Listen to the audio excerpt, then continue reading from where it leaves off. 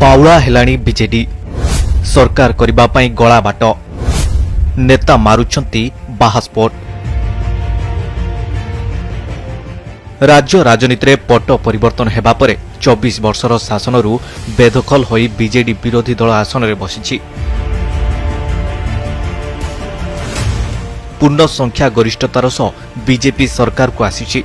तारि भितरे बीजेडी रो 2 जण राज्यसभा सांसदों को दल को आनिबारे बीजेपी सफल होइछि। किंतु एते सबु परे मध्य बीजेडी एबे बीजेपी सरकार भांगी बीजेडी सरकार गठनर स्वप्न देखुछि। जनक परे जणे बीजेडी नेता राज्य में खूब शीघ्र बीजेडी सरकार हेबो बोली लोकों को मिछ गणितर हिसाब देउछंती। जदिओ राजनीति में किसी स्थिरता न थाए तेबे लोकों को सामने बीजेडी नेता माने जो गणित रखिछंती ताहा जे भूल एकथा कुआ जाय पारे। बीजेडी राज्यसभा सांसद देवाशीष सामंतराय मुन्ना खां परे पूर्वतन मंत्री तथा वरिष्ठ नेता अतुल सभ्यसाची नायक एभली एक हिसाब रखिछंती।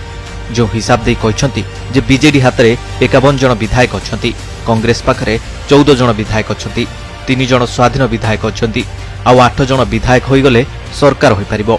राजनीति समीक्षकों मतरे एही गणित एथिपाई मिछ जे बीजेडी और कांग्रेस को छाड़िले 3 जन स्वाधीन विधायक विरोधी पक्षर समर्थन रे नाहंती।